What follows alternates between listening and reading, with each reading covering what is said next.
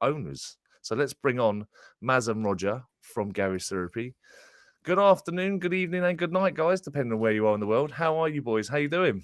Good evening, good morning, good afternoon, wherever you are, I guess. We've The probably only got about 5 people so far watching. So yeah, I know. Yeah, it's our American friends and everyone else. yeah. Well, But, listen, we know that this stuff goes up afterwards after we've published it anyway. So this is our inaugural first GT Insights live. This is the first live of something you probably saw us do before when we were doing Q&As on other networks, other channels, and so why not do it on the Garage Therapy channel? Let's make use of this YouTube channel, and we got some fantastic content coming out really, really soon on the channel. So if you haven't subscribed yet, and you're watching this maybe on a Jolly Shield detailing channel, which is we're cross-pollinated at the moment on different channels, feel free to give the Garage Therapy a subscribe because we've got some really good stuff coming up. And so obviously this weekend is obviously Black Friday, but before we get to that, I want to say a big happy Thanksgiving to all of our American audience out there that are obviously enjoying their festive period right now. So hi to everyone out there. And so we've got Garage Therapy's Black Friday sales. Well, it's actually started already. Black Friday used to be Black Friday. Now it's Black Friday month, Black Friday week, Black Friday year. So it's literally soon we're going to start Black Friday sales 6 months early just to make sure we're the first. Basically, just to have a closing down sale for 5 years. Do you know what I mean? It's funny, you know. I was speaking to my brother earlier today, and he was saying that Black Friday used to be that event that you wait specifically to get something really good, like get a really good deal on the Friday. And what's ended up happening is that everyone just does sort of broad discounts, don't they, and a lot of different stuff, and just hope that the month is busier than normal type thing. Yeah. So it's lost its shine a little bit, you know.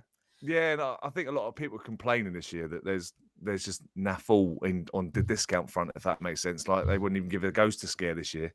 Literally, everyone is like scared to give discount in case their business goes bankrupt. If you know what I mean, it's like it's mental. Welcome to the UK, by the way. yeah. This is only in the UK. Everywhere's doing really well. The next episode, we're live from Dubai. So coming up in this episode today, we're going to be talking about, obviously, we're going to start from scratch. You know, best place to start in this episode is going to be from scratch. But, you know, if you're just getting into detailing or just getting into car care, maybe you started during lockdown, maybe you've been doing stuff yourself on your car, maybe you've got some questions that you finally want to ask about GT, maybe anything you want to ask, we're going to be here. You can start popping your questions down in the chat box, because I think one of the things is, now that the Garage Therapy is, personally for me, since Garage Therapy have gone into America, one of the things I felt very anxious about when I went into America was, would the American audience get it? Would you get it? Would you understand it? Because I got into detailing exactly the same time as Garage Therapy released their first 3 products. So the synergy is quite interesting. So I've actually, on my journey, my process of seeing their journey and their process, you know, I think, was it 2019, guys, when you started? Yeah, so we launched in 2019 officially, and as you said, Johnny, a lot of the UK audience have had, I would say, the pleasure or not of seeing us start from the beginning, right, and grow. So they've seen all of the product releases, they've seen the various Instagram lives that Roger and I used to do, and interactions on the forum, and various other places where you meet your customers, and they've seen the growth. So you're right. When we launched in the US, it was like, well, they haven't seen all of this growth and progression. They don't really know the story. And are they? We're not trying to insult anyone's intelligence here, but are they gonna get what the Garage Therapy concept is, and what the GT framework is all about, and all the products and how they all fit together? That telling that story, I guess in one aspect can be really exciting, and another aspect can be really boring, right? So that definitely was a challenge.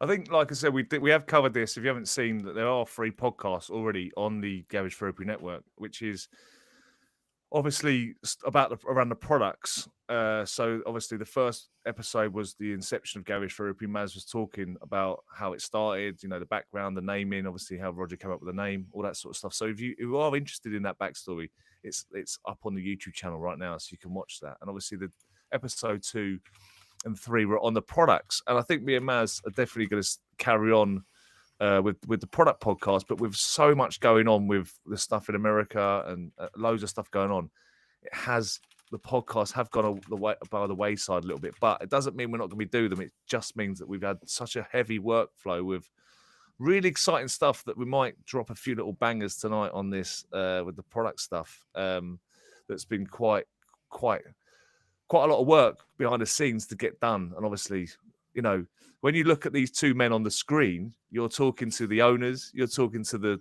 postman, the delivery driver, the web designers, toilet cleaner, the toilet cleaner.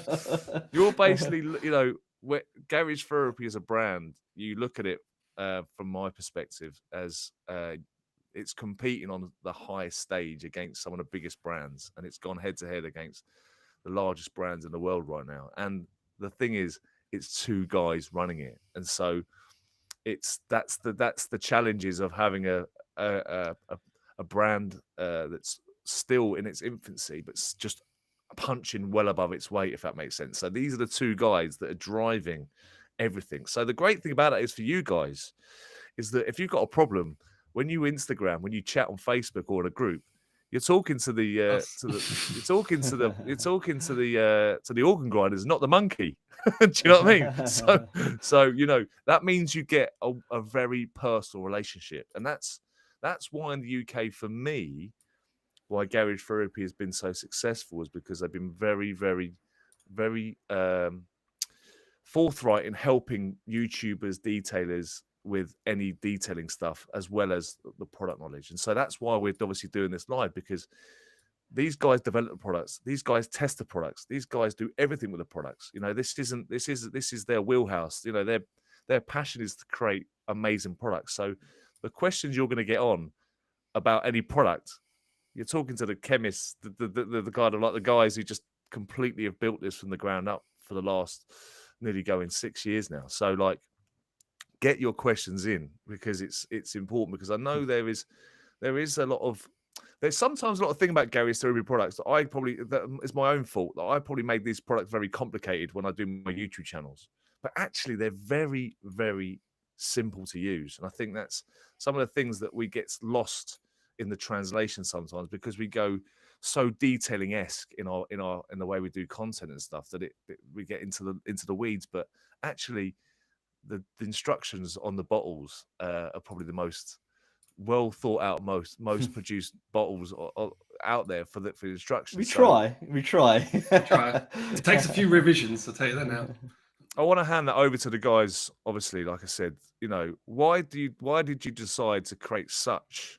I'll put this to Roger. Why did you decide to put such great labeling on there? What was the reason behind it? Go on.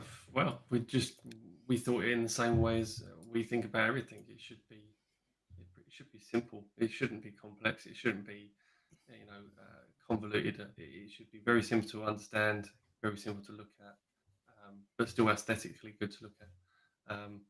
So yeah, that's essentially the message. It's a bit like the Ron Seal idea, isn't it? It does exactly what it says on the tin. yeah, that's the best tagline ever.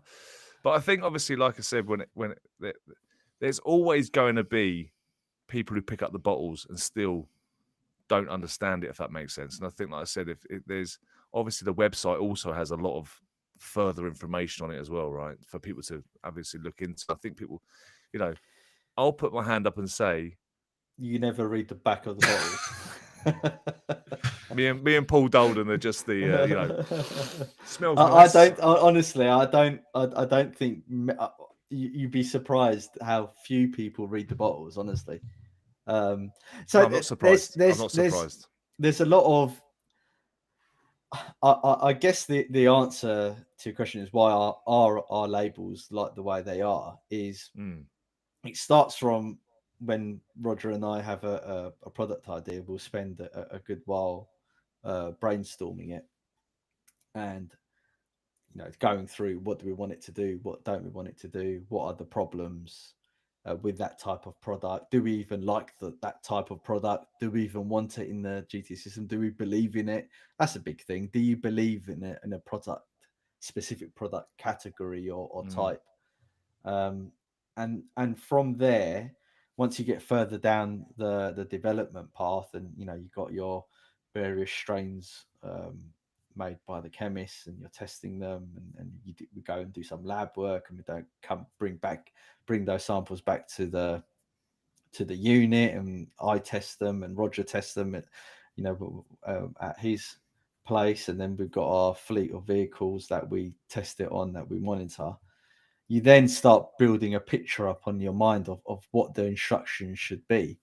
And I mean, even some of the guys in the chat, like Dan's in the chat, Dan's only a mile away from us. His unit is really close. And I'll get certain stuff I'll give him, or I'll tell him about, and other stuff I don't tell him about because I don't want him to know. And he'll take it away. I won't hear back from him for a couple of months. He won't say anything, so I have to prod him and say, how do you find that product? And then he'll feed something back to me. And at that point, I'm very attentive as to what people say, because when we've had the chats, right? You'll do a lot of talking, and then I'll say to you at some point, I know. Yeah. And I don't. And not in a no, I know it all way, in the sense that we're quite Slightly. thorough with the way we test. We know what the problems are, but we try and wait and see if other people know what the problems are. I say the problems or the features of the product, and then we you draw your conclusions from that. You make the changes you need to make, and that shapes the instructions. What we then do is obviously is once we write the instructions out, I write most of the instructions. Roger double checks them and says, I don't like the way you said this, I don't like the way you said that. And then we argue. Then we have an argument. Don't talk for a week. And then we come back to it. Right.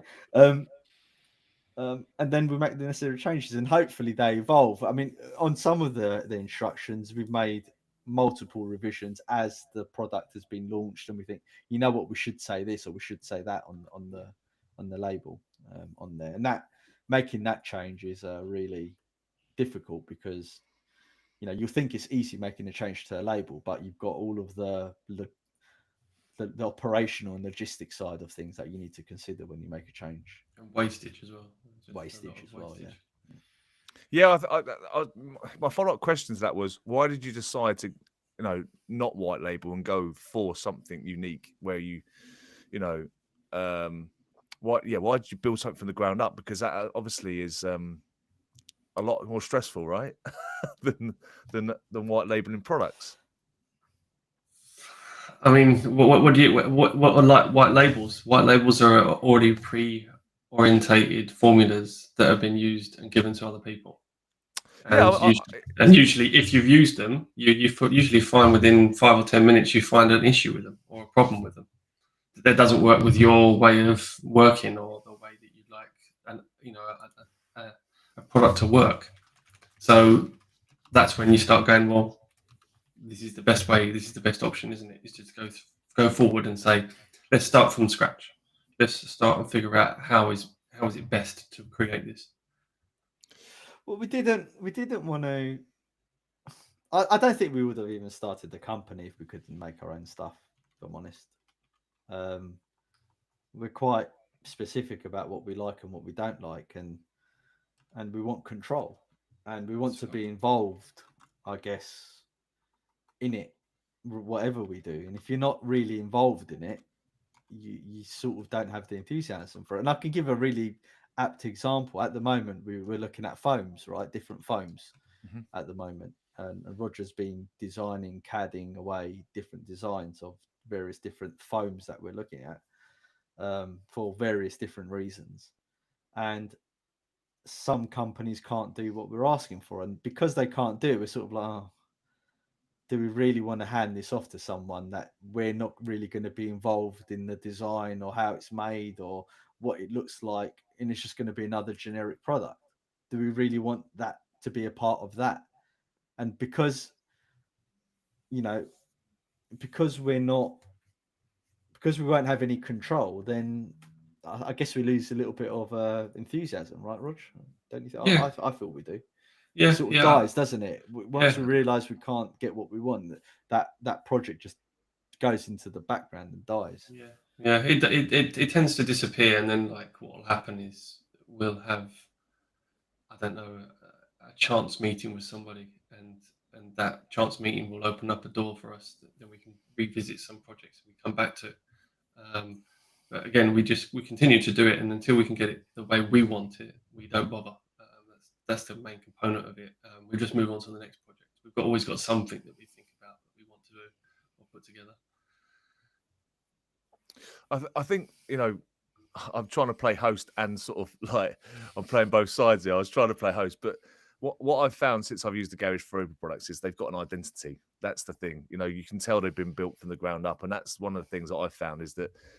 And I know Maz has said this a million times, but I'll just repeat the same thing: is it's like, do you make products that are easy to put on a car, and white label products will be very, very user friendly, or do you build products that are just going to kick some ass basically, and like are going to be maybe a little bit more difficult in certain situations or certain scenarios if you're not so detailing minded, if that makes sense, or you're a consumer. In some settings, it just means in some scenarios, it's scenario based basically. Do you get what I mean? In most scenarios, these chemicals are designed to work in all scenarios. That's the idea. Because there's another way to think of this though, Johnny, is the fact that you can. Is it because everyone has got used to the lack of good products that they've become complacent with using easy over good results? Is that actually is that the problem? That's what I found. Definitely. That's what I found. And I think when you go in with that identity, and you go in with that, and you challenge the norms, which is something that Maz said in episode 1, is you challenging the norms. You then start to move the needle again, and people start to then think, hang on a minute, it was like who was going to go first? It's like almost like jockeying for position, isn't it, in a race? You know, do you go early, or do you all say to each other and go, we'll hold off for a minute? And then, like I said, with your products, they definitely have created in this country for sure, in the UK, some that stability when it comes to like good snow foams, good chemicals, you know, good foundation based products to start with. You know, you brought only three shampoos out at the beginning. It was like, we're just going to go with this first. Like obviously with Decon and stuff, you know, it's like the Swiss Army knife, and it's like Coca-Cola. It hasn't need to be reinvented. Does that make sense? It is what it is. And so that was the gateway drug in for me, Decon shampoo. And you could only, because I was obviously getting into content at the time and watching like during lockdown, Paul Dolden, Specky and all that stuff. It was just Decon. It was like people were just using Decon to either smash protections a bit. Well, there was a reason for that, because in the beginning, right, there was only 3 products. So they had only 3 products to choose from us, right? So Decon was but Decon, you could have been on its own, to be honest with you. Yeah, like I said, Decon, you could have just brought out one. If I'm honest, you could have just brought out that one and gone, there you go, have a go on that. I still remember that one day when we finalized Decon, and we got it. And at the time, I had an Audi S4 Avant, and we washed it at Maz's house. And we washed it, and he just turned around after he looked at it, and he went, "Oh my god!" I was just like, "Okay, I think we've hit it." So we've nutted it. It's very, very hard to improve that. It's probably one of the hardest products we have to improve. Yeah, I mean, there's never say never for improvement. No, never say never, because as technology gets better, because technology gets better, we've seen everything improve in life. So it makes sense, and also restrictions. There's going to be restrictions, obviously, with all sorts of chemicals. Forever Chemicals is always in the chat, isn't it, about how to make things safer or how to make things, you know, that's legislation will drive the industry in certain directions and stuff. Exactly. Like we're already seeing that with the waterproofing of PFAs being used in waterproofing agents for like cloth, Yeah, textile, textile textile protection materials and and stuff like that. Yeah, it's you know what, it's a good topic though, isn't it? It's like, do you make a product easy or do you make it hard? And it's not. Sometimes you don't have a choice.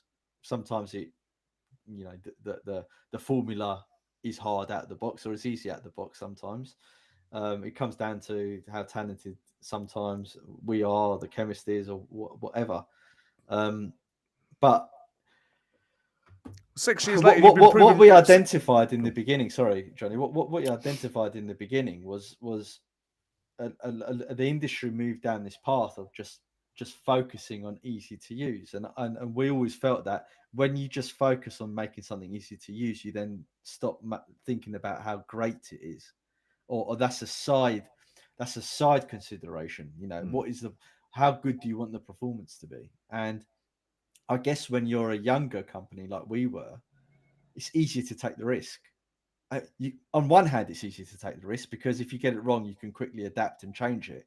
On another hand, it can sink the whole company. So there's a balance to be had there. I mean, it's but we always strive for greatness, right? We you know, you're detailers. Look, you're detailers. That's just how you are. It's in your makeup. Like if you're not going to detail a product, then what is it? It's just it's just in your DNA, guys. It's just who you are. At Waxstock, certainly our first show and the second show that we went to, we by the grace of God, we were one of the busiest stands in Waxstock, and we often get asked like, oh, you know, what's your favorite product, or what's this, or what's your goals and everything. And one of the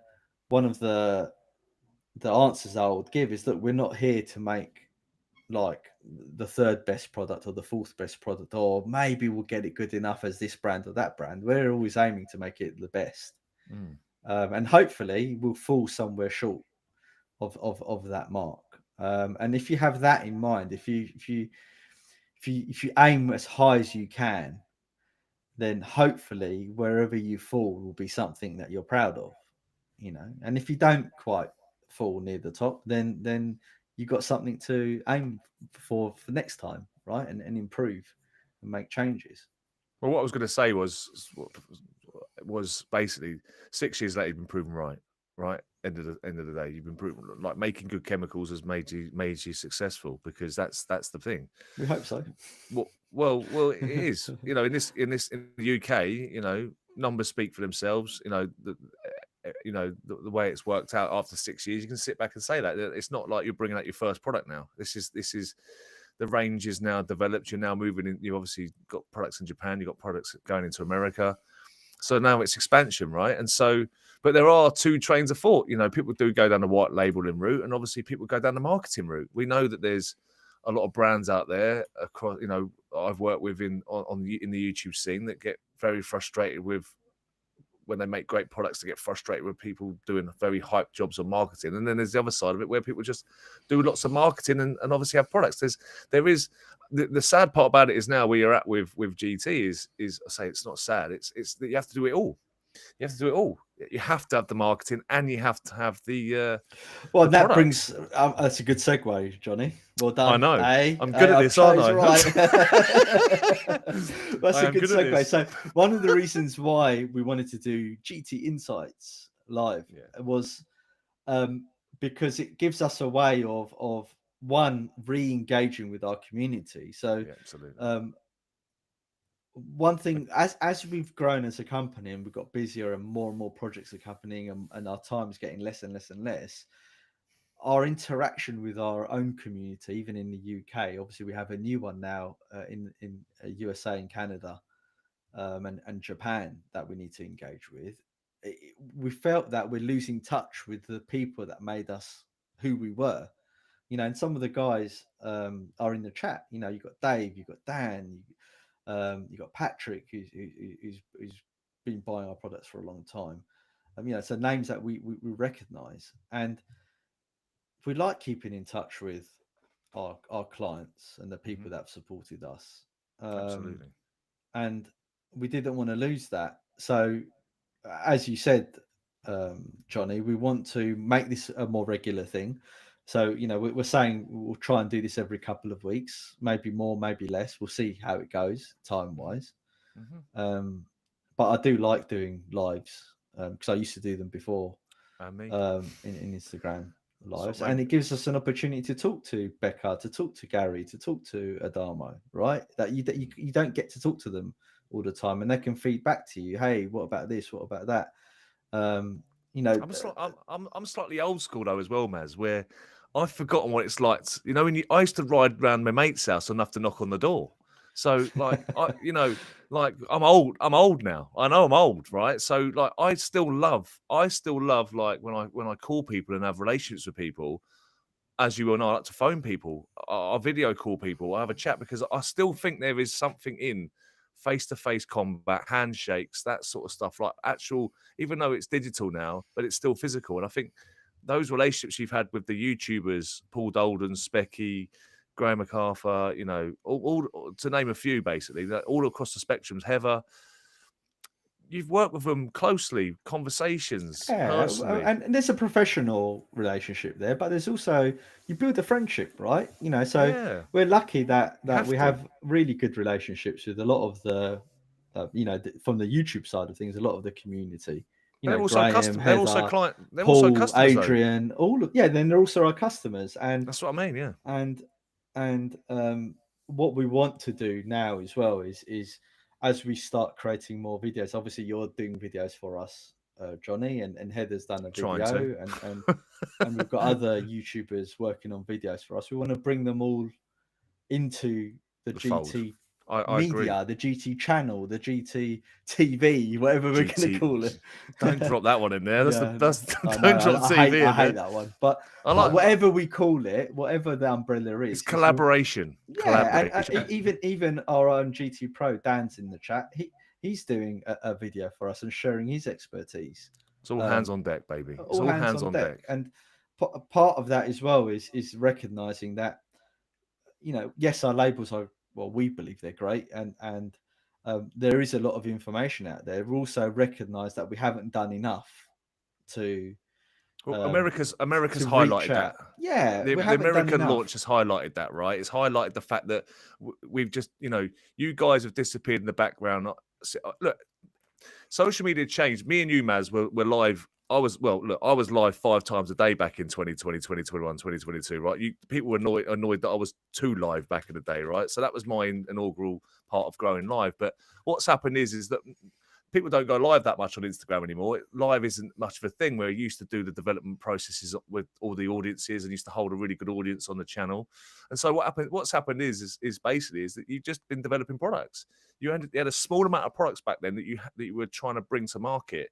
Decon shampoo, car shampoo, wheel shampoo, snow foam. It was only a small catalogue of products. And then you obviously went into the ceramic coating range, which took up a lot of time, right? So having to do these lives and, you know, obviously, like we said, Johnny, the UK, the YouTube community and the detailing community and the prosumer / enthusiast community all grew with us, and they all saw us for the last 6 years. And we thought everything was fine. Now, we recognized that we needed to do more media, obviously, that's obvious. But like you said, you know, when we launched into the States, it was very evident that we needed to do a hell of a lot more, and hence why we're doing this, right? So there we are. But that audience in the UK were crying out for more products. They were crying out for more. So you can't do both, don't they? You know what I mean? They're also giving us feedback on our products, which meant that a lot of the products we revisited, and some are on like the V3s, V4s. So, you know, it's those sort of things that we were always trying to better the products because another brand was bettering their products, and we were just trying to make sure we kept on climbing the ladder. What a segue, Roger, into what's coming up next year in 2026 with GT. Not that we're going to drop too many bangers, but I've obviously been playing around with a few bits and pieces behind the scenes. And I know Maz I can say some stuff because Maz already dropped it on the 4 podcast the other day. So, like, I know what he said and what he didn't say. Do you know what I mean? So I know what I can say and can't say, but I have played with a few of next year's releases, if that makes sense. If they do come out, by the way, because there are some that I still give feedback on and say it's hard to beat the originals. It's hard. I've become so in love with the products. I know I'm like, call me the fanboy. I'm going to get fanboy on my back now. I can say that. So like, when Maz says to me that we're thinking about revisiting this and looking at this, I'm like, what? Joking, aren't you? It's taken me 4 years to get to this one. When he just worked out to use glass cleaner, just give me a day off. Do you know what I mean? So, like, but you are, it's great to be part of your team now, as in like doing the digital stuff. I love the word digital. This might get dropped a little bit. We might change it from system to framework. Oh, who knows? But it's great being part of the team. It's great being part of the dynamics and stuff, and seeing how you guys operate and stuff, and how you're always forever pushing the thing. And like you said earlier, Roger, like there are new chemicals coming to the fore. There are new things that are moving very forward. I've seen this already happen in hairdressing, by the way, from the 80s, the 90s, the 2000s. I've seen where we had mousse, hairspray, a bit of gel back in 1980, right, to do hair. And the product, that beauty industry is gigantic. I do believe that car detailing is on the precipice of something. You look at SEMA this year, there was brands that I'd never seen before, and you just cannot believe there's more brands coming out in the market. Does that make sense? It's like, can't be a better time right now for a consumer to use detailing products. Going back to the old days of rotary G3 and having to wet the panel to get it to work to mop a car. Does that make sense? Like the chemistry's really moved on, and I think because the products have become so, that is a benefit of having easy to use products. It makes it accessible. Whereas in the past, if you bought, I don't know, back in the day, your car plan or your Turtle Wax or whatever it was, and don't get me wrong, I'm sure that they've made great products and stuff, but everyone remembers in the early, pre-internet, out there waxing your car and putting the elbow grease in, and your arms are feeling tired and your back's hurting because you've had to literally put elbow grease into it, right? Yeah, absolutely. And that's like I said, this, so stay tuned, because there are some in 2026, we're looking to really push on with the content, push on with the chemicals, push on with all sorts, GT lifestyle. If you're interested in wearing GT merch, that's on its way. Roger's been working very, very hard behind the scenes in some stuff. Obviously, repping a bit at the moment, but I can't wait to see what's coming next. That'd be quite exciting. And obviously, like I said, the digital stuff, the media stuff, more content, more Q&As, more questions, more lives, more podcasts. So, we're going to be splitting up the channel into different pieces, which is probably going to be difficult to grow the channel, because having podcasts, having lives, having different formats might struggle to grow the channel, but it won't struggle to give you good content. So the content's going to be, for the hardcore, you're going to absolutely love it. So, and also that it doesn't really matter about how many views and subscribers we get. Really, no, it's about having the information up there for people. If they want it, they can go somewhere and get it. It's about the hardcore. It's about and there's a big hardcore community, GT community in the UK that are just crying out for more information. And so with that more information, because we've got Black Friday, obviously, we're in the midst of Black Friday. I want to start from the scratch. I'm going to throw this at Roger. If someone comes to you at Waxstock and they turn around to you, Roger, and say, I've seen your brand everywhere. I've only just got into car care. Blah blah blah blah blah. What free products would you recommend me to buy? Today, that's going to help me to get myself on the journey. Well, decon is king, so there's no way around that one. I hope that is a T-shirt you're making, by the way. Not yet. I'm wearing that one. Cool. It's hard to ever, out of a three, leave decon out of it, because I think decon is it's a given. It's a given. It's in everyone's arsenal. It should be in everyone's arsenal. If it isn't, then you're really missing a trick. Can you just while we stay there, right? Just in your words, because I've had it in Maz's words all the time, right? Maz has said this a million times, but just in your words, why is it king?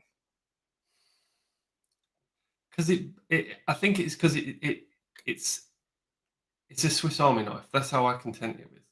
It's got every tool usable within one bowl. You can use it in any factor that you may need it whether that's in a tight squeeze or it's in a designed process that you've got of detailing a car. And that can be from anything from like a pre-treat to an actual shampoo to cleaning glass to cleaning an interior to literally any job degreasing in the engine bay. It's just I've got like literally 3 sprayers with 3 different dilutions always ready to go inside my garage constantly. It's the only product I have, always 3 of them. So Me too. So Me too, yeah. that's the sole reason why it's and like I said, that first day when we made it and we used it on my S4, and I had a coating on it at the time, a very early coating. That was that far back. It was very early coating days. I just couldn't believe when it cleaned it just from a bucket. It just ripped it off, and then all the hydrophobics came back immediately, like on the first go. And then the thing that always gets me every time is Maz then just put his finger on it and just rubbed it. And it went, and I was like, right, is that clean? It's squeaky clean. It's not just clean; it's squeaky clean. So Yeah, I mean, that's for me. It just cements it for me. It's never. it's never it's gonna wheels, it's undercarriages, it's wheels, it's arches, it's brake calipers, it's engine bays, it's a really high dilution ratio for glass. You can use it on, it comes in a bucket. You can use it on exhaust. You can use it on everything. It's like It hits everything. It hits it everything, hits. and it always wins. It hardly loses. The only thing that you only have to have a worry about is if you've got carbon brakes, and that's it. It's the only thing that you have to really kind of be worried about. It as long as you've got a good dilution rate, it'll mix anything. Just thinking of the other 3, I think personally, tire serum. It's That's another always gonna go. be my- It's always another- always another such a favourite. It was such a like, yeah. It's always undershadowed by Decon, isn't it? yeah, it is. It is a little bit. But I think the main component for it is that we when me and Maz first started talking about it, it was like we need to do something for tires, and it was like, well, what do we do? And we just couldn't really put a finger on something that we couldn't like ourselves, because everything we've ever tried, it always just slings off, or it sticks, or dust sticks to it, or it only lasts for a day, or it's super shiny, so it looks like your wheel's been painted with tar. It was just like, it doesn't work. And I was just like, the only way this is going to work is if we can make the rubber look like it was brand new. Like when you first get a brand new tire and you get that lovely matte satin finish, that's the finish we want. And it was just like, okay, look. And we went through all the renditions of how to do it. And then I just realized one day, I was just like, why don't it just be a conditioner instead of dressing it? Because then you can make it look like new rubber, because you conditioned it to new rubber. And that's when we came out with it. And when we came out with it, people were just like, oh, it's a dressing. No, it's a conditioner. It changes the tire's makeup on the front to give it the same life as it had when it first got it, because it's nourishing the tire surface. And then obviously it protects it. And then obviously that's been proven by Maz on the Nürburgring when he's come around in his turbo, and he's come around and everyone's got brown tires. He's still got a black tire. It's proven to that. And then I've got it for it when I drive my car, and it's an absolute shitbox, and it ends up like still looking like brand new wheels on it. It's either that or I didn't drive it hard enough. It's one of the two. Yeah, that's true. Yeah, But I think people underestimate how much rubber's on a car. Not only Yeah. is it on the tyres, you've got a lot of cars with rubber seals around the windows. You've got Yeah. obviously rubber gaskets around the edge of the doors, which obviously end up getting stuck in the winter. Yeah. You've got gaskets around the boot. You've got gaskets around the engine bay. You've Yeah. got, you can dilute it down and use it on plastics. Scuttles, wipers. I've even used it on bloody metal. And it's changed the appearance of that, if that makes sense. But I always recommend buffing it off if don't do it me and leave it on there, thinking it just But looks great. that segues in actually really nicely to the last one, which is trim. Because Okay, you're going there, are you? Are you going there? I like that. Okay, I thought you might have gone glass cleaner, but go on then. No. Then. The reason why I say it is because you said exactly what we when we first brought out tire serum and we realised it can be used on plastics. We used it on plastics, and we told people you can use it on plastics also. But when we started using it on plastics, we really started pushing it, trying to see what it could do. Oh, I pushed it. It really sometimes struggled with the cheaper plastics, with the more faded plastics, and it wouldn't last 100%. very long, and it wouldn't go into the plastic without Yeah. like some Seen sort it. of heat treatment Absolutely, and yeah. stuff like that. So totally. So we just went, okay, let's not push this as a plastic Yes, restorer I and agree. make a plastic restorer. Yeah. And then Yeah. that's when we created trim. And the vice versa to that is I don't like using trim on the tires. No, you don't use trim on tires. No, it's People do it, but you can, Yeah. and it's great for I a wouldn't. no, because it just soaks in too well. Yeah, it doesn't give it the appropriate finish, and it doesn't protect it in the same manner as tire serum does. No, it doesn't, and it's like it's Yeah. okay for that to be a negative. It's more like it's just the reason why we don't prefer it on tires is because it just looks like a normal dressing. So if people are used to that normal dressing look, it's great. It looks great. Normal dressing. Apply it on there. You can make it shiny. You can make it matte if you want. Obviously, it can soak into the tire as well. So you have to be maybe double treat it just to get the look you want. But it then suffers with the same fate as all the other dressings do. After a while, the tire starts browning more because the silicon's not really doing its job on the surface and getting dirty. And once you've used tire serum, you think, well, why do I want to use trim for the tires? But the caveat to that is Valitors love using trim on the tires because it's a cheap, effective way to dress lots of tires. Cost effective. Yeah, absolutely. It's cost effective, and not everyone. It's dilutable, basically. Is what that means. If you've got let's say an old lady that rubs on every curb and it's my favourite. Yeah, and so I tried to behave myself, lads. Yeah. I tried to behave myself. And you don't see her. You don't see the car often. Then what's the point of treating it with tire serum? I mean, I guess that's the argument, right? And also the types of rubber that they may get on their daily cars isn't, maybe they're cheap tires, so you don't really care that much. Listen, and that's a different argument altogether. But it's an option, right? It's about giving people the tools in the framework, Johnny. Right? I'm trying to be Gary Lineker in here and pretend I haven't played football before, but there is also a third aspect to that, and I will go back to what the timeline we're talking about at the moment. But that's why ceramic coatings exist as well, right? It's because like where tire serum does a certain job, trim does a certain job. There's also ceramic coatings that obviously do a certain job as well, and it's that next level up, if you know what I mean, to using them on the plastics, using them on, obviously you don't use them on tires for God's sake, but those trim aspects of the car that are faded, dilapidated, everything's struggling. A ceramic coating tends to work really well on most plastics, whereas some, as we've seen, as I've been tested with trim, some plastics that are just formulated so differently, and I'm sure you've seen this in testing as well, guys, where certain plastics are just so different across the board from different manufacturers, their composition, the age-related stuff, all this stuff that we really enjoy, the juicy details of this sort of stuff, it comes out differently, doesn't it? It comes out differently. So why trim then as your 3 then? So why would you say to this new guy to the thing? Why would you say, obviously Decon shampoo because it does everything, so they've got their cleaning sorted out, you've got your tire serum sorted out, so why would you go with trim and not like an interior cleaner or something like that? Well, I mean, I've only given you 3. Does that make sense?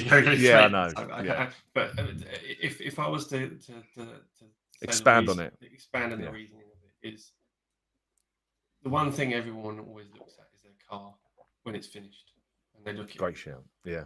And the last thing they see, it's not going to be the interior. It's not going to be even the glass sometimes, because unless you're really close up, you don't really see the imperfections on glass or the smearing. But you do see the wheels. You do see the under arches. You do see all the trims that go around the bezels around the door wing mirrors, all of the trim that goes around the windows, and all of that will be faded, and it will look shit. So you could have a polished, lovely car, but if that stuff is black, it's not black. It looks crap. It still looks ungood. So you put all of those 3 items in it. You clean it with Decon, because if you clean it with Decon, you're stripping off everything that was previously put on by some greasy silicone crap that you put on a car before. You clean that all back, then you use your tire serum on the wheels, and you use the trim on all of the panels. And as long as you've got something that protects the paint, you've got a lovely looking car.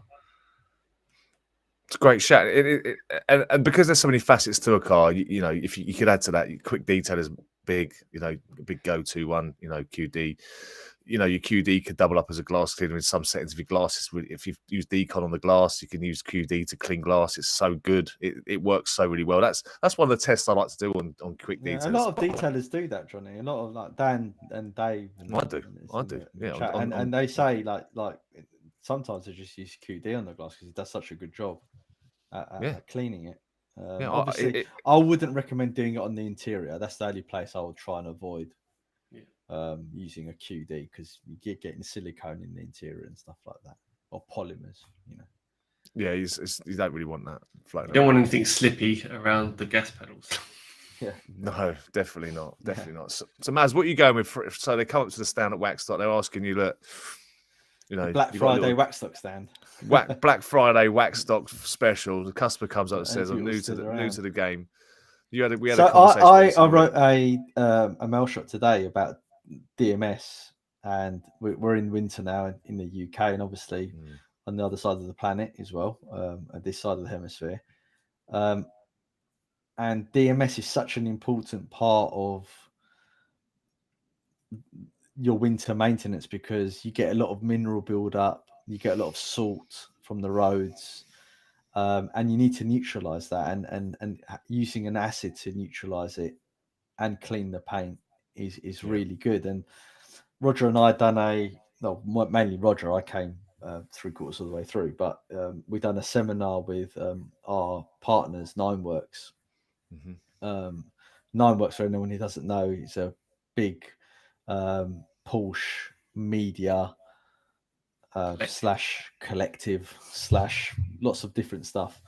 Check it out on YouTube. Good channel. It's, you know, a lot of the members there, you know, that they're asking really good questions on detailing, and you start explaining to them about water spots and taking care of the paint and what can dull a finish. And one of the gentlemen on there said, "Oh, you know, when I wash my car and I look back at it, it looks like the paint's all hazy and streaky." And he wasn't sure what was going wrong. You know, he's got all these different brands and products. And I said, well, look, it's winter, just clean it with DMS.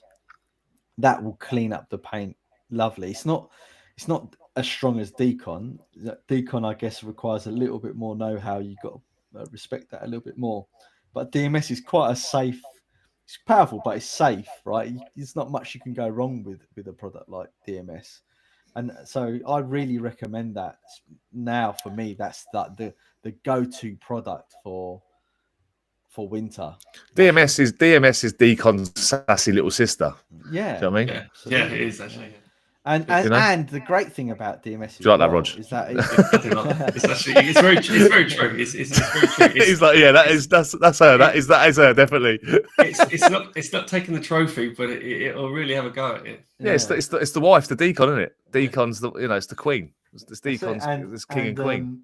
It's great as a snow foam as well. It foams up really nice. Oh mate, when you don't get me started on that. So at the moment, I'm really digging it. I'm really enjoying using it's the best smelling DMS. product you got for me. Oh, yeah. Best smelling product you got. So from a user experience, if you've not used the brand before and you're going, I really love things that smell nice, you know, then DMS, DMS is just it's. Again, because this is something we've learned over the last few times, and people speaking to us. I think Becca's been mentioning about it as well. Is that the fragrances weren't as strong as other companies, and that's because we did that in some ways on purpose, because we rather have something that's more active in the product than the smell. But as we said, as technology's got better, we've been able to introduce stronger smells, and I think DMS was being one of the last few of the products we've come through. It's got more fragrance than others is in it. Yeah, and as we've concentrated the product so much, then the scent gets clouded by the other products, other chemicals in the formulation. Yeah. So like car shampoo, the first version smelled amazing. Everyone was like, "Oh my god, I pour it in the bucket, you can really smell it in the air." And then as the versions went on, the smell just dulled over the various versions until you know this story, John. I've said it before, but for the benefit of people that haven't heard it, Jeff done a review on Improved Garage, and he mentioned the smell of it, and I was thinking, how come he doesn't like the smell? I love the smell of car shampoo. It's a very yeah, it's like a very spa-like smell. It's a very citrusy spa smell. Yeah, and the color matches very it as well. grown-up smell. Yeah, and I smelt it, and I'm like, yeah, you know what? It doesn't smell as strong as the previous one. So I got the old versions out, and gave everything a little smell. You can really smell it, right? And I was like, you're right. So, in our next development meeting, I raised it up, with our chemist. I said, what's the concentration of how many kilos of scent are we putting in this product?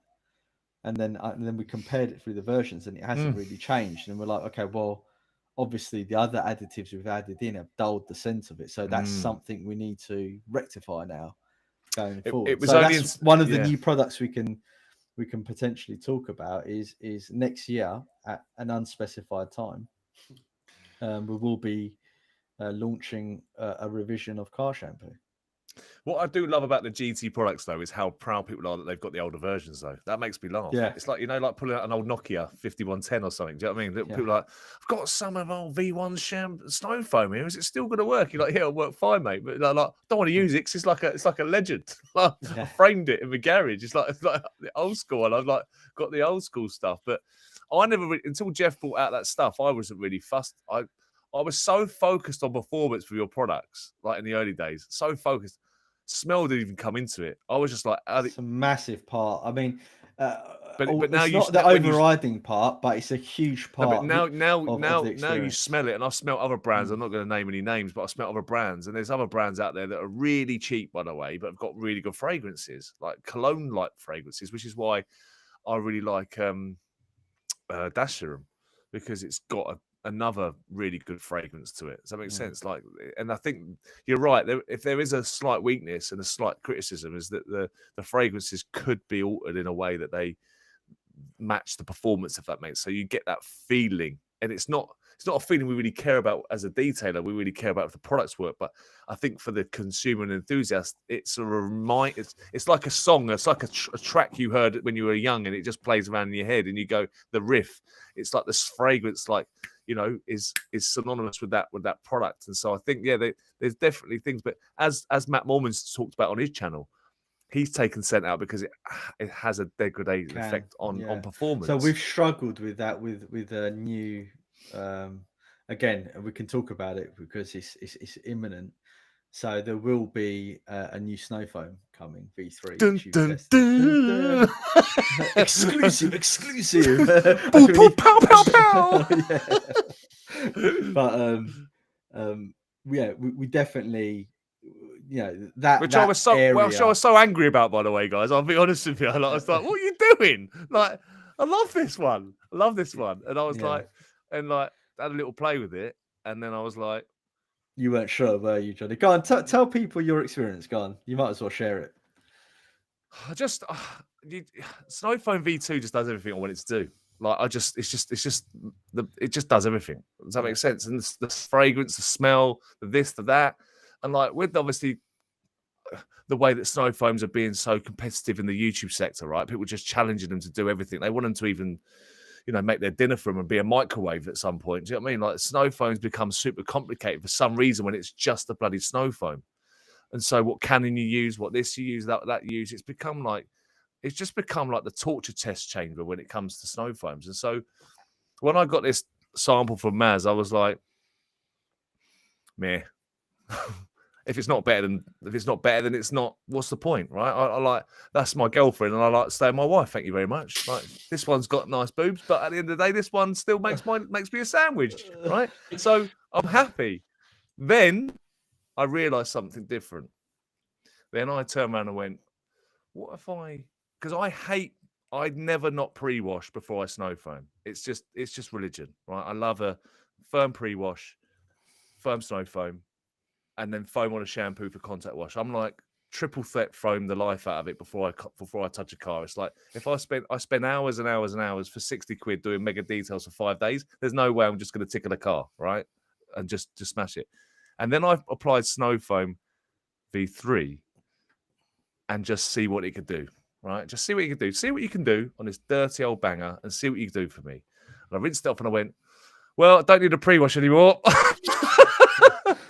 All right. And then I went back to a 2-bucket method, which I was normally 1 bucket. And I was like, let's see. And I was like, all right, then, you've made it even more faster for me and more efficient. And I trust it. And I don't trust snow foams. I've got to be honest. I don't trust them. Like Citrus does a good job. Decon does an unbelievable job, right?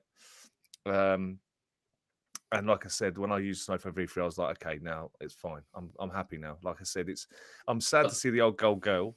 It's a time and a place, and we have to accommodate for everybody. We can't just accommodate for people doing mega details. We need to accommodate. But it took me 500 mils of it to love it, right? And then once I loved it, I was like, it's like when you get your new phone and you swap over the old contacts to new contacts. You remember how it all works, and now like you can just switch it over. It's like, okay, this does everything that Snow Foam V2 does, and I get a bit of extra performance, and I get an extra bit of support. I'm like, I'm all in. Good. So Becca just said on the thing it's V3 on the boat. No, it's not on the boat. V2 is, and one of the reasons why we sent V2 is, you know what? It's great for people to have the existing version, so when the new version comes out, they know exactly what's changed, and you get a snippet of how we've evolved the product.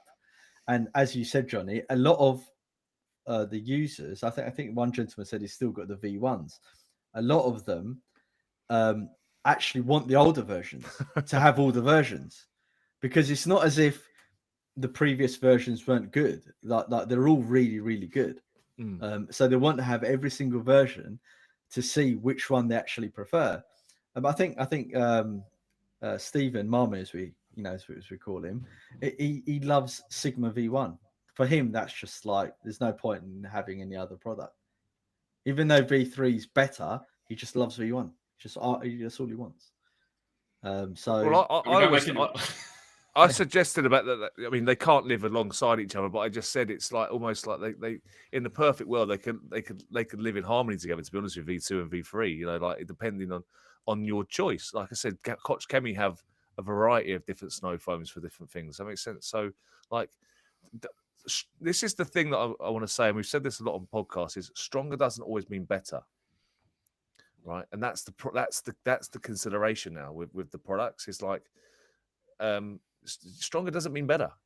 It's these products work already. They work. Does that make sense? What doesn't work at the moment is the we need more social media, more content, more stuff coming out. That's the thing that needs to be more improved than the products, because the products do work. But like I said, you've got two detailers here who just keep chasing perfection. And so, that's why. A prime example is Dan in the chat. He says, I've tested V3, found it definitely better as it dwelled for longer with even more consistency. That's right. For Dan, it's not about whether it's stronger. It's about when he's detailing a car and he's got his clients, how he wants a better dwell. He wants better consistency from it. Yeah. So you're right. It's not about power. It's about other factors. And luckily we take all those other factors into consideration, right? We don't just concentrate on one thing. But I want to say, because this is going to come up a lot. It's equally as balanced with the protection on the car. That's the key point, that it's not going to degrade the protection with the extra power.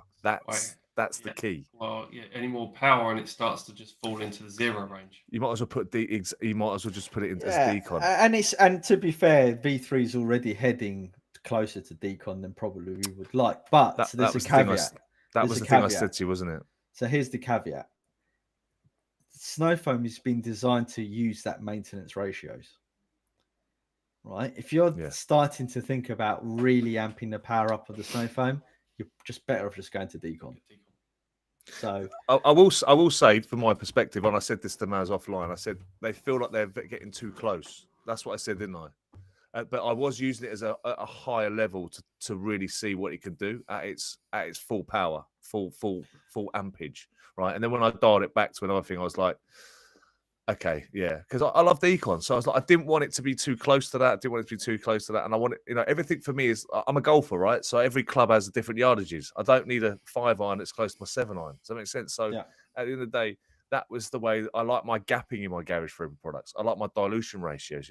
I've never had to go anything more than 1:9 because I use a pre-soak with either on a heavy. I guess the argument is that obviously we're very aware of it and we tune the products to be certain strengths. Yeah. But I guess what you guys don't necessarily see, right, is not Roger obviously because he's involved, but if you dial up all of the 3 detergents that we have or the 4 detergents that we have, with the exception of DMS, they're all going to be really powerful. So the argument is, hold on a minute, why have you got citrus that's really powerful? And a lot of people will swear by citrus, and then you've got snow foam that's really powerful, and then you've got decon, and then the questions start, right? What's the point of decon? What's the point of snow foam? What's the point of citrus? Each of them have very specific they're just different makeup. They're just different genetics. Exactly. They're just completely genetically engineered differently. There's no overlap in the terms of their uses, even though they all get rid of the dirt. So it's about education. It's about, which we're going to cover in the lives and in the podcast and stuff like that and videos. It's about knowing when to use what type of product. Not every product is suitable for everyone, whether you're an enthusiast or a detailer. Oh God, mate! It's that's you know this. Pegasus, Matt loves citrus. That's what he uses. So Valenova only uses citrus on everything. Right? Yeah, there you go. Everything. So it's about giving people the framework, because we don't use system anymore. That's old in the bin. Yeah, until the other brands start copying us, then we'll change it. Oi, put you on a leash, son. Yeah, that's your first warning. Yeah, but it's a tool to be used, and like I said, V2's available now. Don't not buy it because it is fantastic and it is different to V3. So you're going to want both. It's different. It is different. But yeah, we're really excited for it. Really excited for it. That leans into the next part I was just going to talk about. Well, I was just to finish, Johnny. Go on, jump in, Rog. Go on. We haven't had the other 2 items for Maz. He got to DMS and he got sidetracked. Cheers, Rog. Cheers, Rog. Roger's now carried in. Roger's taking over the hosting. Cheers, Rog. Go on. Other 2 products, Chimera V2. I've done a post on it today, so that's right in my mind. Nice. Chimera V2 is our top coat. Jamie from Thor done a really good video on it. And ironically, I had Owen from our GT Pro group tag us into a video of him doing a maintenance on a year-old car or year-old maintenance client that he had, where he used it as a standalone. Now, this is really harsh Aberdeenshire Scottish weather, where salt is not only sprayed on the roads but sprayed on the houses to de-ice everything and make everything safe. So what Roger was saying was, what's your 2 other products for the first detailer? Because you've obviously gone with DMS. Remember when I said wax? Well, Chimera, because so you're going with DMS. So they turn up with the Black Friday. You're saying DMS is one of your products. Chimera is the other one. Yeah, because not obviously, if they're new to the brand, it doesn't necessarily mean they're newbies, right? It's an amazing protection product, by the way. Yeah, exactly. So, I think for how easy it is to install and how stout it is. Well, I'm scared to install Chimera because I love CS at the moment, right? I'm scared to install it because I'm like, I've gone CS mad. Like, I'm using machine polishers to apply. I'm using all sorts of stuff to apply. I'm in CS heaven. And Maz was like, as soon as you use Chimera, CS you might end up dumping CS. And I'm like, I'm just falling in love with CS, for God's sake. So Chimera V2. I don't know if I'm probably contradicting myself here, but I'm pretty sure that I've said a few times that Chimera is probably my favorite out of the coatings, not because of longevity or anything like that. It's because it's like cheating when you install it. It really is like cheating. Well, I'm going to be doing it. I'm actually going to be doing the coating live, guys. I'm going to be doing Cerberus and Chimera. I've got haven't done an unboxing yet on the new garage that I'm working in, the new unit I'm working on, but I'm going to tie that all in together with a garage update on where I'm working at the moment. So I'm not working in the dusty. I've got a little unit on. You've seen a few snippets coming out, but I want to actually do Cerberus and Chimera live. I want you to actually see me. It's my first installation on the cars and we're doing it on. I want you to actually see exactly what I'm doing. I know that sounds a little bit embarrassing, the fact I've been working with GT now for 3 years, but obviously I used to actually sell my own ceramic coatings, guys, back in the day. So I've had bottles and bottles and bottles of coatings that I've been getting through. So it's like I've been sat down with my little handkerchief ready to put in my top there with my knife and fork ready to eat and get onto it. So I've obviously been working so hard in the last couple of years on decon, snow foams, all the content we've been creating on the chemical side of it. I haven't even touched. So the great thing about that is for you guys that are watching this right now, you're going to get my real time, first impressions. Yeah, because I've had that with Dash Serum, and I've had that with. I was so annoyed at Dash Serum. I phoned Maz up when I was like, "What is going on with this product? This is absolutely mental. Like, why is this not like the best product you've got in the range? It's mental." So you're going to get a real time, real honest, and that's what I'm really proud of myself on, is honesty when I'm working with products. And so you're going to see the actual installation, how I do it myself, and how I use those products, which is great. So that's coming up very, very soon. So Maz, next so my product. third, and to keep it brief, I've just changed my mind mid flow. I think my third is going to be Sigma V3. Oh, I thought you were going interior You cleaner. know why? No, you know why Sigma V3? Because I completed the training last. Was it this week? Sigma V3 last week, and I showed Scott, who's joined our network, and yeah, he can tell he used V3. I showed him how to apply it, really easily, and he was just like, "Yeah, this is going to help me a lot." And he's just tagged us in today on a car he's done, showing that he's using Sigma V3. Sigma V3, by the way, 1-to-1. Oh, come on. Primer. It's the perfect primer. I love that. It's become like, what do they call it? Half fat. I've called it now. Sigma half fat. Semi-skimmed Sigma. Yeah. Do you know what semi-skimmed Sigma? And I'm going to say this and be bold about it. Is it feels like how other products in the market feels, and then you use Sigma V3 full fat, and you go, okay, that's the nuts. Like Sigma half fat, like 1-to-1, is like such an easy application. It's like there's no sweat on the brow. You're not worried about stuff. It's like, get on there. Absolutely love it. And then you go full fat and you go, just put the foot down this bad boy. It's like 3 litre, giving it some, So Sigma V3 is great. And I've even said to you before, Maz, like on glass, like even as a glass sealant, it's phenomenal. I was even said to you, like, I've stopped putting ceramic coatings on glass because of the fact that the Sigma is so damn good for my maintenance clients and stuff. And what I am interested in, the question, if the guys from the Pro Network are still in the chat, and if you are watching this later on, is one of the biggest bugbears I get with at the moment is what I'm part of GT is that there's a lot of comments in the market from YouTubers that say there's not one product range out there that could do everything, right? We get that a lot. You go, there's not a range out there that could do everything. And I would say that is true. That is absolutely true.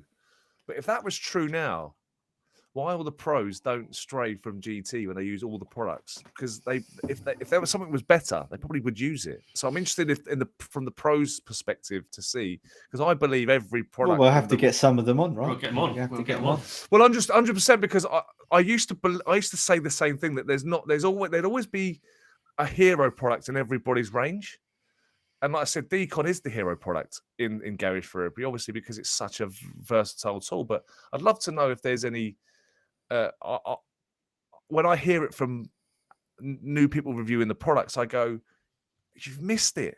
You've missed it. You've missed the beauty. You've missed it." So interested to know what the Pro Network feel about that kind of comment, and we'll leave that there for people to sort of have a comment on, because I get really passionate about the fact that every product is so strong. Like I said, we'll get them on. Well, there's Dan that we want to get on. There's Dave, Reed. We want to get on Rich March.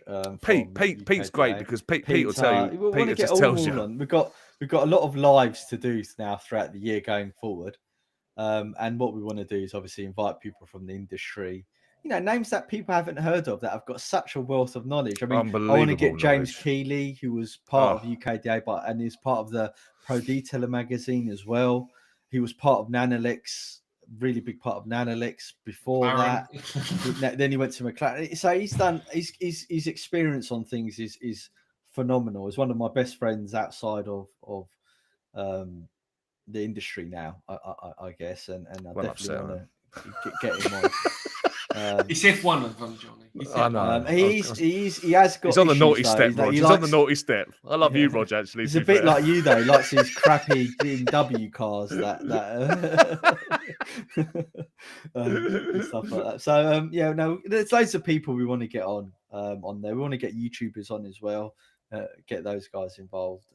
Look, I think the one thing we have all in common on this at the moment is, and you've said this a million times before, but I want to say it again, is I'm in a fortunate position to be sat there tapping the brains of really, really high-end good detailers. And I've cheated my way through this industry by being sat in the right rooms at the right time, listening to people talk detailing, and it's elevated my knowledge because I've just got a thirst for learning.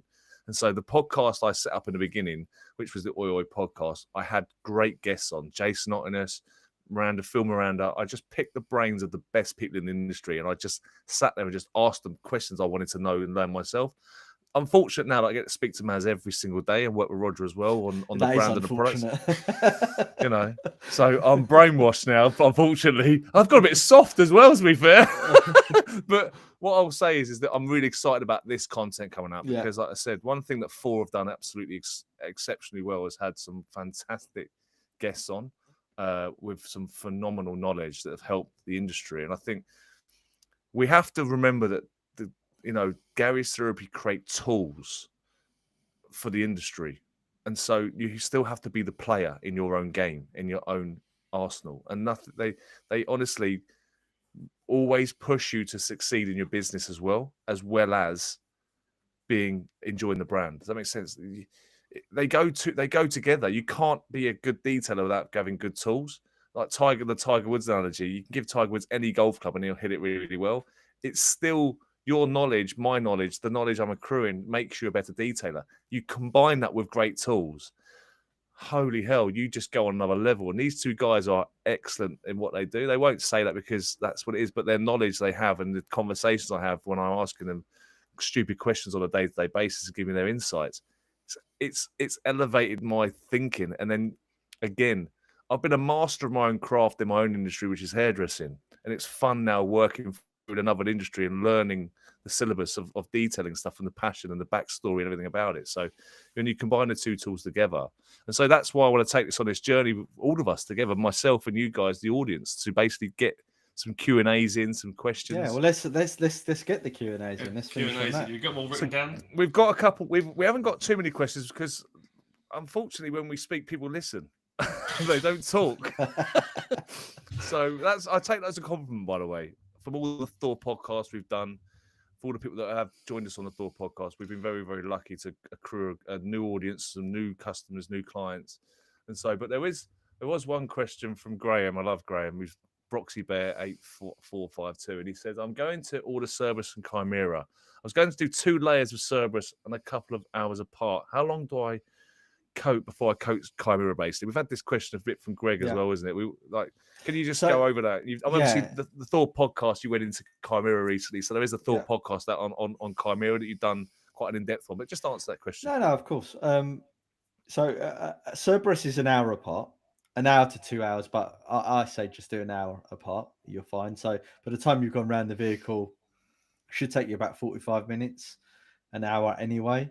Have a cup of tea or a coffee or a drink, and then go back to it once you've had a little rest. The reason why you have to wait between, I think officially we say 12 hours minimum. The reason for that is allowing the base coating that you're using, or the primary coating, to harden sufficiently before you start introducing Chimera to it over the top, because it is slightly different chemistry. So if you apply Chimera too early to your base coating, it will cause issues. So allow it 12 hours. So the next day if you can. The reason for that is, again, so it doesn't interfere with the base layers. However, depending on your humidity, what type of, for example, if it's cold, you need to leave a longer number of hours before you top it, because it takes longer for the solvents of the coatings to evaporate and for the product to fully cure. However, in a warmer environment, you can shorten that right down to like 6 to 8 hours before you apply Chimera. The idea is, however, is you coat the car and the next morning you apply Chimera and then it's ready to go out the door. If you're rushing to do everything in a day, then unfortunately we would say you shouldn't really be then using Chimera. Just use like CS or Sigma on top and you'll be fine if you want to top it with something. Can I just reverse that as well? On obviously we had this conversation over the phone. Why you'd wait an hour for CS as well if you're going to apply that to the car? Again, you have to wait for the coating to. It's the opposite way around, isn't it? Yeah. So there's a tack free time for every coating. The reason why you can wait an hour and apply CS is CS won't affect the base coating like the same, because it's not solvent based, whereas Chimera is solvent based. So you're introducing solvents and stuff on top of the coating, whereas CS is a water based product and it will just sit on top. It won't affect it. Let me just. It's the same as painting a wall. You won't paint on top of it if the undercoat is not, sealed against the wall, because all you'll do is just move it around. Yeah. Sorry, I should have been more put a bit more into that question. Is when you're applying Chimera, obviously, and your ceramic coatings, there's obviously that what Maz has just described. But if you're just applying CS as a standalone, then it's the other way around. You have to wait for that product to cure to then go on top, rather than if it's still like, is that right? Am I right on that one with the water-based dressing? If you're applying it as the standalone protection, not onto a ceramic coating. So CS as a standalone coating, not on top of ceramic. I'm saying that the hours is the other way around. If that makes sense, because you need that product to cure. Yeah, with CS, you have to. It is a quick curing product, so it can cure within 5-10 minutes. However, we always say leave it an hour if you can, just to make sure it's fully cured before you apply CS on top, because it won't stack upon itself if it hasn't cured CS. That's what I was trying to say. Right? So that hour window applies to both products, is what I'm trying to say. Yeah. For completely different reasons. But CS is less finicky. Like, you won't really know it's not worked when you do it. Lovely. So it's. I always say to people, by the time you've gone round on CS, if you're willing to go around again, then just go around again and do it. You'll be fine. Don't overthink it. There's no point overthinking it. But what I was trying to get at with the final analogy is that an hour is a great window as a reminder for everything, right? Yes. But they're for different reasons. But the hour window is a great thing to remember, that it's for CS an hour because you want it to cure, so you can apply another layer on top and build on it and stack it. With ceramic coatings, it's the other way around. If you leave it too long and it goes hard, it rejects it. Yeah. So it's the other way around. So we've got another one, Audi TR 2108. How often to use DMS WSR to maintain a coating? Great question. I go on, Rog. Go on, Rog. Go on, Rog. Get in there, son. Well, the DMS and WSR. You've got to put your indicators on, Rog. Put your hand up. Shall I raise my hand? No, it's WSR and DMS. I think with DMS, in certain times of the year, certain times of the season, I think you can, at the right dilutions, you can use it as often as you want, like a normal shampoo. It's not gonna degrade anything at the right dilution. And also during the winter, you've got higher levels of salt on the road and stuff like that, so that'll help break that all down for you. So with DMS, you can use that as often as you like. WSR being a bit more of a spot check for mineral marks or for watermarks left on the paintwork from whether that be from water or from being contamination near a site while the car was wet. That I wouldn't use on an often basis, but with DMS, using it quite often during the winter, you'll probably find you don't need to use WSR as often anyway. But WSR you can use it on a weekly basis if you really want to, if you're getting really high contamination from water droplets. But in theory, if you've got good protection, you should be using WSR weekly. I think it's once every few season-ish, every 3-4 months. Excellent. Yeah, perfect. And I think, like I said, if obviously this is our first live tonight Q&A, so obviously we're not going to have as many people on at the moment, so questions are coming in. So I'm going to throw one in there while people are still typing away if they're coming on. Why would you use panel wipe on tyres instead of tar and glue? That's my question. Because tar and glues, well, they're both hydrocarbons, but tar and glue is a lot more powerful when it will start degrading the rubber and drying the rubber out, whereas the panel wipe is not strong enough to do that. Now, you wouldn't want to excessively use panel wipe, because if you use enough of it, you'll start again drying out the rubber. But once, even if you did it once a week, it's not going to do anything because it's not enough product. Whereas tar and glue, even just using it once or even using it twice, it's eating away on the surface. And you'd have to rinse it off as well. Yeah. And it's not something I recommend at all. And so that won't stop detailers doing it, by the way. Even if we say don't do it, you shouldn't do it. But you shouldn't need to do it because panel wipe is so good at cleaning up the tire that you think, oh yeah, why am I wasting money using tar and glue and then potentially having other issues with it leaving residue behind. And I think people forget how absorbent rubber is. I think there's at the same time that I don't even use panel wipe because all I end up using is iron oxide because that's how I clean my tires. He's thrown in a little pro tip there, isn't he? He's thrown in a little pro tip. There you go. Take that one. Take that nugget. Iron oxide. Absolutely. Got Decon shampoo in it. Obviously, a great little product for that sort of stuff. But that's the reason why I popped that question there. If I reverse a little bit, is would you recommend before you apply your first dose of Tyrosim to a car, if you're starting to apply a new dressing, panel wipe would be highly recommended, right, as a stage to prep before tyre serum? I mean, yes. I mean, ideally you want to use Decon and scrub it hard at the beginning. But if you do need to just get that last bit that Decon didn't catch off of it, then I would say a quick clean with panel wipe will just get rid of that last remaining contamination on the rubber for you.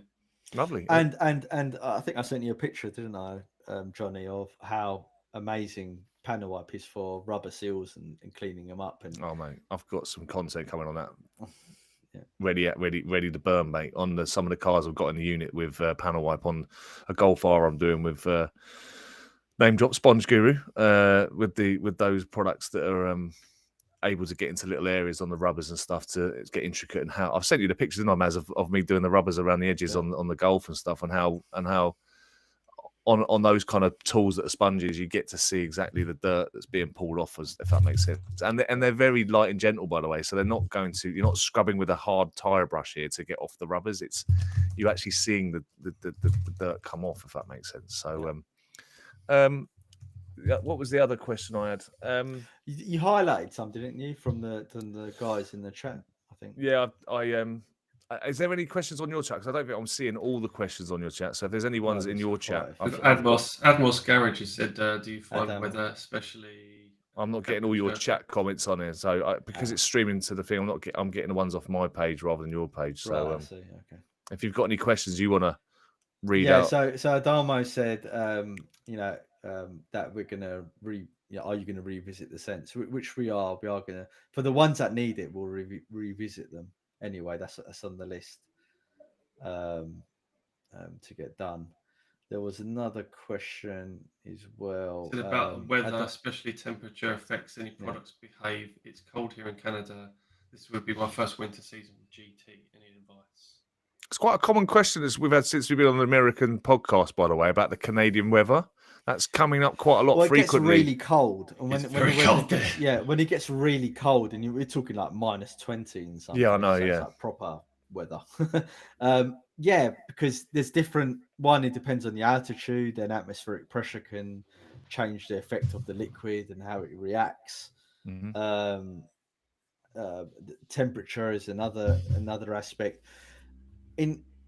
For the detergents, temperature won't really be a problem apart from maybe iron oxide, because when sodium thioglycolate Yeah, detergents get really yeah, cold, they tend to yeah. congeal up.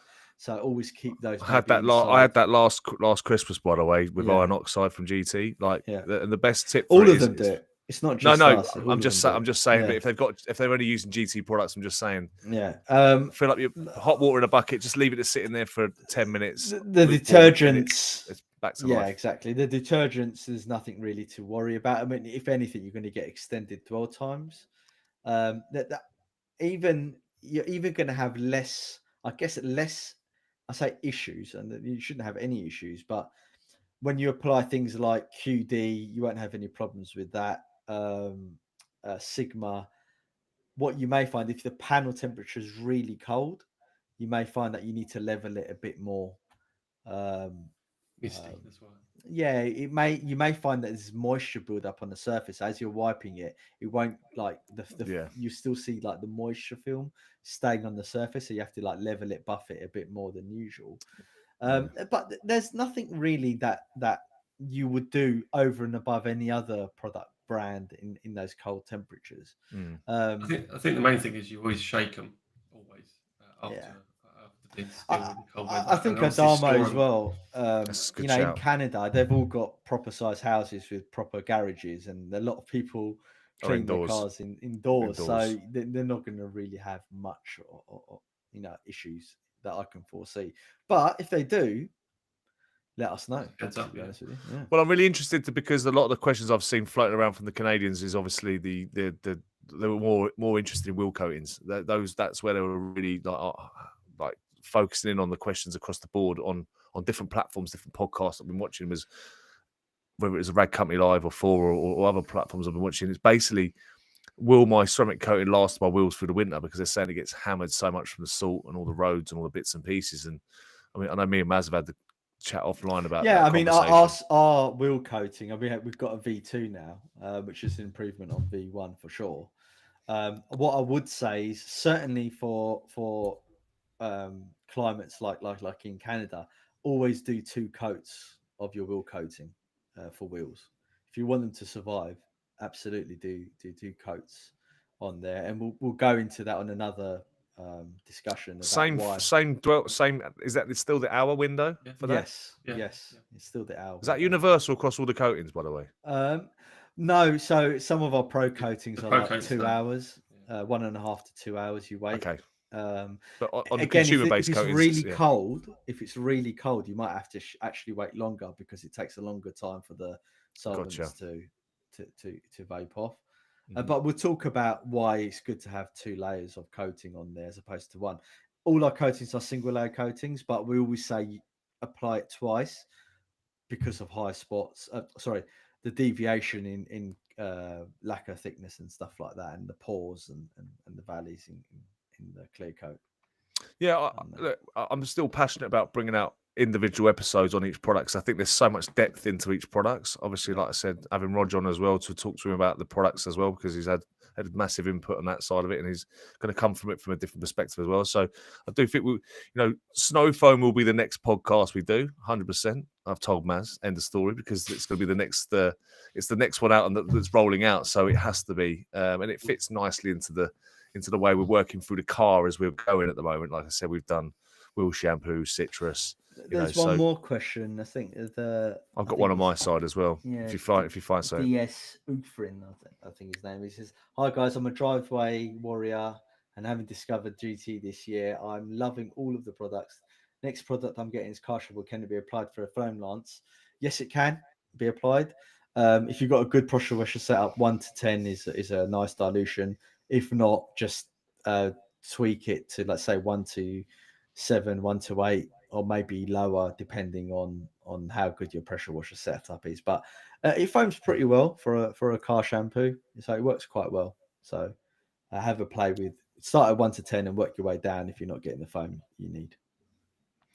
Great shot. We got one here from Fine Detailing AZ, Ryan. I asked Maz the other day if I could use Decon or DMS post polish to remove oils, and he said both have degreasers. I chose DMS, and the paint felt so deep clean. Maybe I didn't need to use a panel wipe.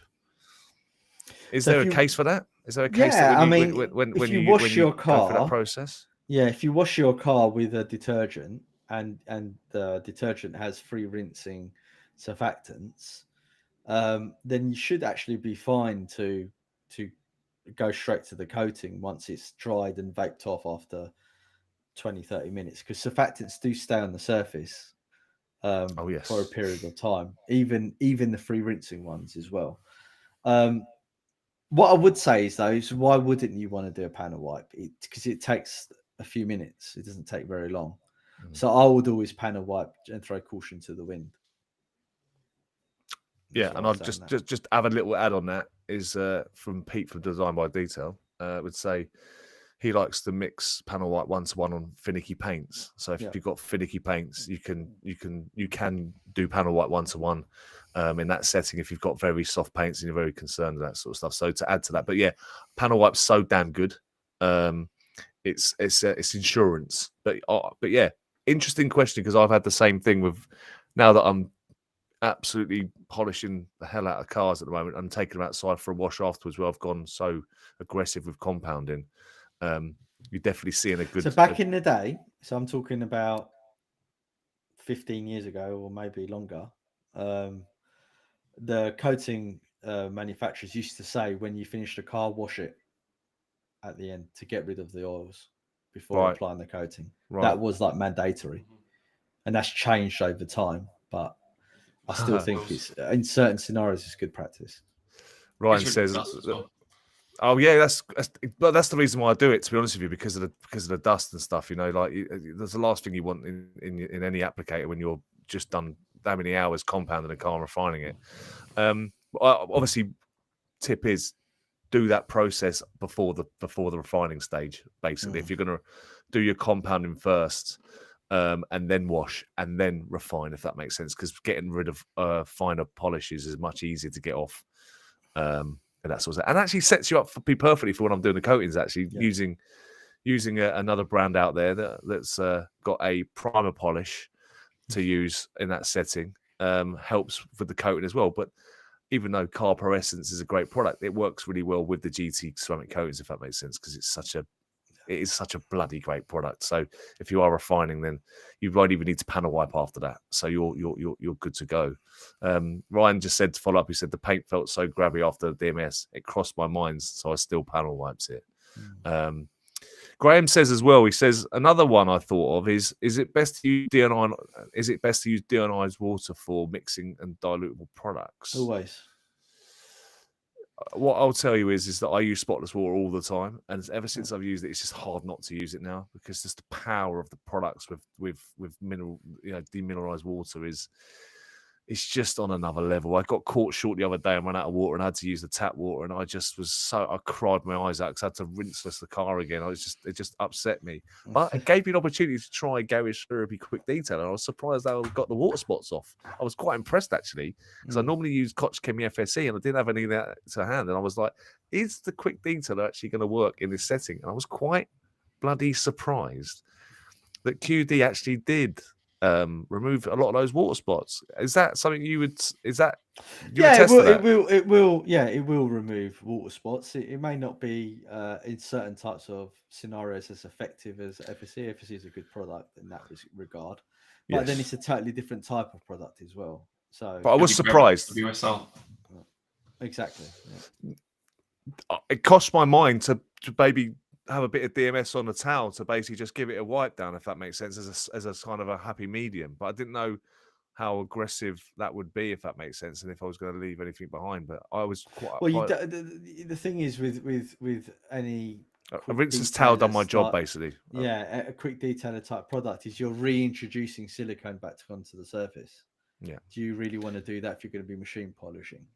On the areas I could get to, right, you would WSR it, right? On areas I could get to quicker on the beginning stage of it, the QD done the work. Yeah. On the areas that started to dry off a little bit harder, I just literally had a rinseless towel, wiped them, and it done. Yeah. disappeared. So Yeah, I mean, rinseless. That's a great point to end on. Rinseless is a little bit acidic, so it will deal with mineral that's what I'm deposits saying. as well. It literally just knocked, and I was like, To be honest, that's what I should have leaves said nothing to off. Ryan. I should have said, "Don't worry about washing it; just rinse us the car quickly." And you'll be fine. people just don't realize how strong that is. They just don't know how strong that rinseless is. It's mental. Like its versatility is insane. Yeah. So it's great. Cool. So lads, hour and 35 minutes. That's light work for me, man. That's a lunchtime. That's a lunch break. No, thank you very much for everyone joining the chat. It was really good to see familiar faces and new people in the chat. Obviously, we haven't advertised this as well as what we would like because this was the first. Because it's GT, right? They don't do adverts. We don't do that. No. But it's the Genesis, right? It's the first one. It's we didn't know how well this would go, whether it would only work. the hardcore knew. So You know what I mean? going forward, we'll schedule it ahead of time, and people will get ample of notice, and people can get their questions in. And yeah, we'll see what the next episode where it takes us. And also, like I said, I do want to do a couple of test runs behind the scenes that aren't live. So, like, we do have the opportunity on Riverside to send links to people to join a private, non-broadcast chat, which I think would be a little bit more relaxed, where you can really ask us questions, and even you can jump on as well and have a ask us your question in like. Yeah, at some point in the future we'll do like a members down the line, only show. down the line. But like I said, like there's other stuff going on. But for the hardcore people that are supporting, what I want to say is that it's exciting. 2026 is exciting for me to be involved in the content, the new products, hosting these shows, getting involved with the stuff. Hopefully adding value to GT and hopefully growing with them as we all grow together. And also, like we did in the UK, everyone felt like they were growing with the brand. All the YouTubers felt like they were growing with the brand as their channels were new. GT never discriminated against anybody for having 1 subscriber or 10,000 subscribers. So they've seen channels that they've supported that had 0 subscribers, like myself, and seeing them grow and support and stuff like that. So we want to take you on a journey as well and build a strong community of people that are around us that enjoy the products, enjoy talking about the products, but most of all, enjoy detailing. That's why we're all here, right? We all enjoy, right? We all enjoy cars. Sharing our passion. Thanks to Roger for coming on tonight. Really appreciate it. Thanks to Maz, as always, having to put up with me every single day in his zero and going through it. Thanks a lot for all the questions. If there's any more questions you do have on the show, please feel free to leave them down on any of our YouTube channels. As you will know about GT, they get back to you pretty damn fast. We must hire that other guy that's out there, the Maz version 2, and Rog version 2, who replies to all the messages on Facebook groups, chat groups. And I'd like to say, just to finish off, please join the GT discussion group on Facebook. That's where you can also get your behind the scenes stuff on there as well. Lots of questions and answers, and some incredible pros in there, by the way. So any questions you got, the pros always tend to chip in as well with response as well, with really valuable information. So from me, Johnny Shield, thanks a lot, guys, Maz and Roger, and to everyone in the chat. We'll see you guys. See you soon. Hopefully in 2 weeks. See you later, guys. Bye-bye. Bye.